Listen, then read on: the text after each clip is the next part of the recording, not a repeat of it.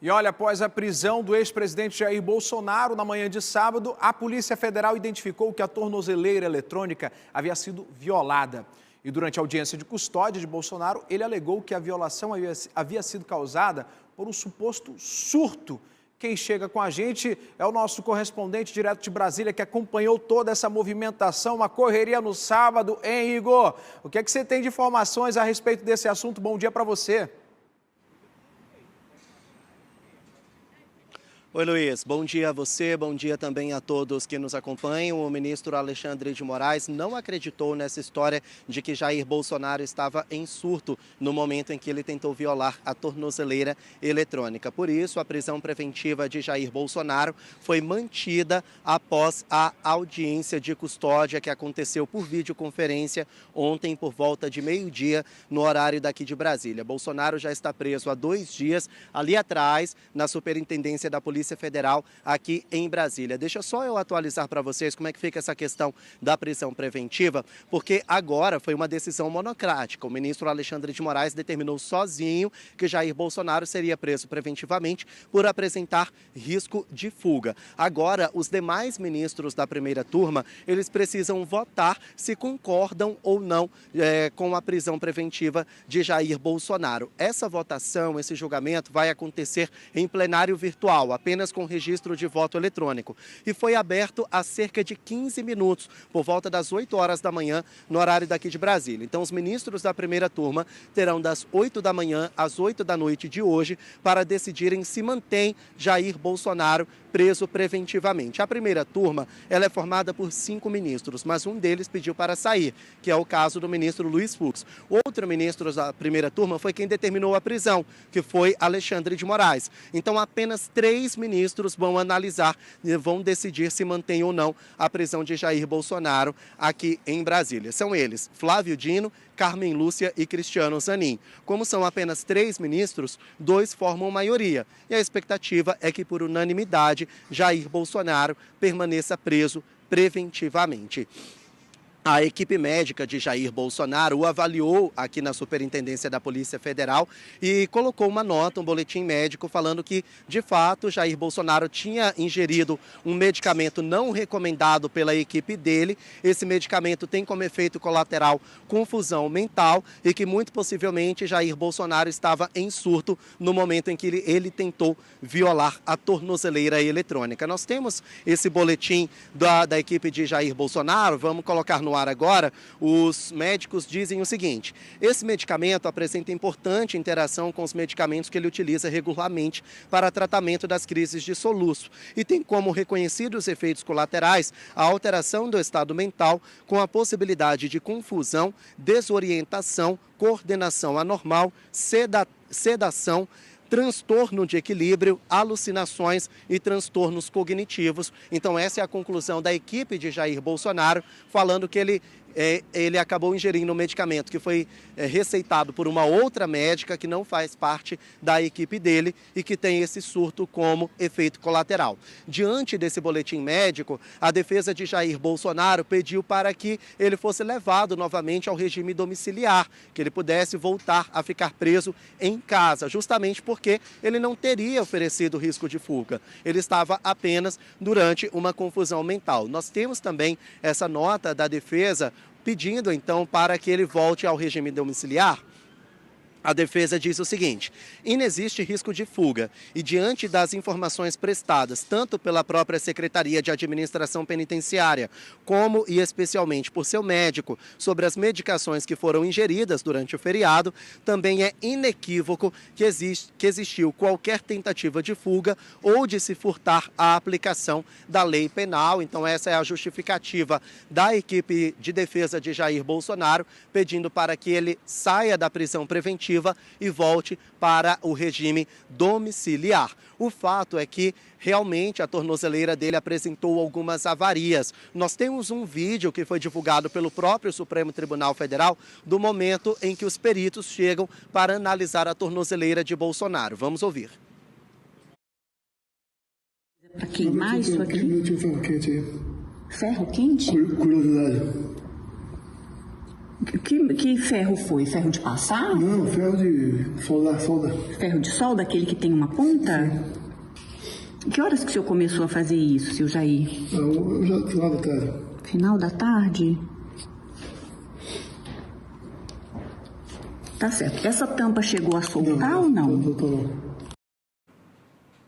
Bom, então agora a defesa e a equipe médica se mobilizam para provar que, de fato, Bolsonaro estava num momento de confusão mental e que ele não tentou fugir. Mas, no entendimento do ministro Alexandre de Moraes, à 00:08, quando Bolsonaro começou a colocar essa barra de ferro de solda ali na tornozeleira eletrônica, havia uma manifestação muito próxima da casa dele, manifestação pró-Bolsonaro. Então, no entendimento de Alexandre de Moraes, fazia tudo parte de um plano. Enquanto esses manifestantes poderiam ali atrapalhar a ação da Polícia Militar ou da Polícia Federal, Bolsonaro eletrônica e iria então para o setor de embaixadas, que fica muito próximo da casa dele. Esse setor fica a cerca de 10 minutos, ele então poderia tentar algum tipo de asilo político para não seguir com a condenação.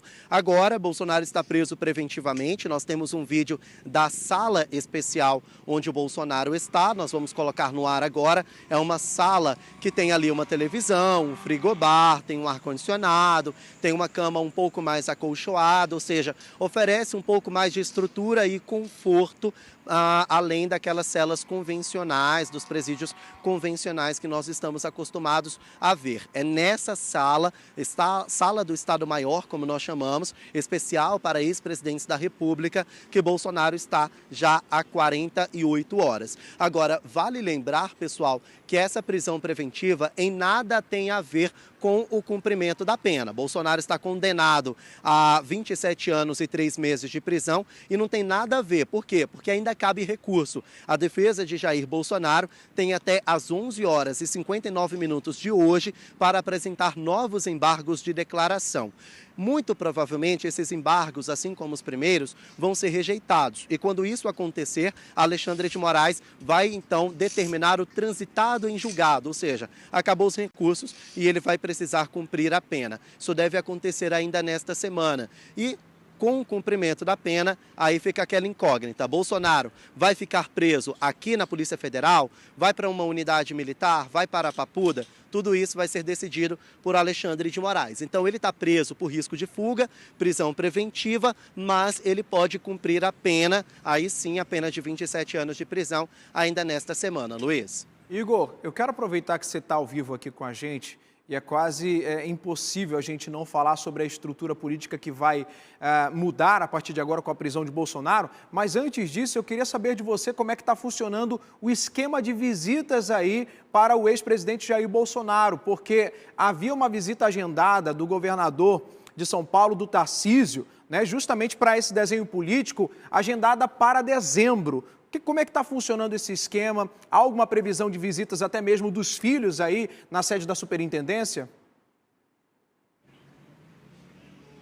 São duas situações diferentes, porque aquelas visitas que já estavam autorizadas por Alexandre de Moraes na casa de Jair Bolsonaro, essas todas foram canceladas. Inclusive, a de Tarcísio de Freitas, ele iria visitar Bolsonaro no dia 10 de dezembro, justamente para falar sobre o jogo político em 2026. Essas todas estão canceladas porque eram visitas para o regime domiciliar. Agora ele está preso preventivamente. É uma situação um pouco mais delicada. Agora, o ministro Alexandre de Moraes determinou que os filhos de Jair Bolsonaro podem visitá-lo nesta semana. Amanhã, das 9 às 11, poderão vir Carlos Bolsonaro e Flávio Bolsonaro. Flávio, que está nos Estados Unidos e muito provavelmente não vem para o Brasil, e se viesse não chegaria a tempo. E os dois têm que visitar Bolsonaro de forma separada. Eles não podem vir juntos. O Jair Renan, que é o filho homem mais novo de Bolsonaro, ele vai poder visitá-lo na quinta-feira,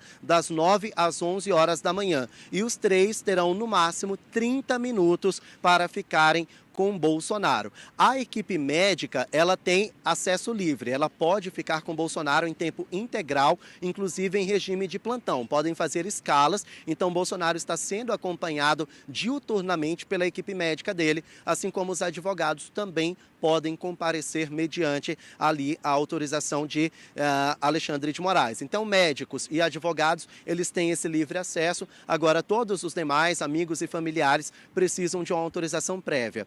Por enquanto, estão autorizados os 3 filhos, Jair Renan, Flávio Bolsonaro e Carlos Bolsonaro. Os 3 de forma separada e por 30 minutos. Agora, Igor, não querendo aproveitar um pouco aqui da situação, já que você está ao vivo com a gente, mas falei um pouco sobre a questão do desenho político, né, que pode mudar agora com a prisão do ex-presidente Jair Bolsonaro. Então a gente fica atento porque pode voltar em pauta o PL da anistia. Inclusive parece que tem uma reunião agendada hoje no PL com o presidente Valdemar da Costa Neto, com outros aliados. O que você sabe sobre isso? A reunião do Partido Liberal é justamente para desenhar o jogo político daqui para frente, porque Bolsonaro foi preso preventivamente, muito provavelmente essa prisão vai emendar com o cumprimento da pena, ou seja, provavelmente ele não vai voltar para casa, pelo menos não nos próximos dias. E aí Bolsonaro vai para uma unidade, vai para a cadeia, vai para a cela, no momento em que ele não indicou quem será o seu apadrinhado político nas eleições presidenciais do ano que vem e também não indicou a quem que ele vai apoiar no governo estadual, nos 26 estados e no Distrito Federal. Então, praticamente tudo em aberto. E é isso que o Partido Liberal vai fazer a partir de hoje, decidir qual será a estratégia política, não só para alinharem o discurso em torno da prisão de Bolsonaro, mas também para começarem a desenhar o período eleitoral de 2026. Agora, falando a respeito do PL da anistia, realmente a anistia ela é um tanto enfraquecida, ela não vai acontecer. O perdão não vem, até porque todos já entendem que não existe perdão para quem comete crime contra o Estado Democrático de Direito, seria barrado pelo STF, seria uma perda de tempo. Então agora se fala em dosimetria, redução das penas. O relator Paulinho da Força, ele disse que a prisão de Jair Bolsonaro acelera a discussão do PL da dosimetria lá no Congresso Nacional, mas por enquanto há um impasse. Essa redução de pena é somente para aqueles que invadiram os prédios dos 3 poderes em 8 de janeiro de 2023 ou inclui também os mentores, como Jair Bolsonaro. Esse é o impasse, essa vai ser a discussão em torno do PL da dosimetria. Se reduz para todo mundo ou somente para aqueles que cumpriram ordens, digamos assim. E agora essa discussão vai voltar a acontecer ainda nesta semana. Luiz. Igor, quero te agradecer, meu amigo. Você sabe e sabe muito, está atento a todos os bastidores políticos em Brasília. Ótimo dia de trabalho, uma ótima semana também, meu amigo. Quer ficar por dentro de todas as informações e da programação da Crítica? Faz o seguinte, se inscreve no nosso canal e ativa as notificações para não perder nada. Até o próximo. Tchau!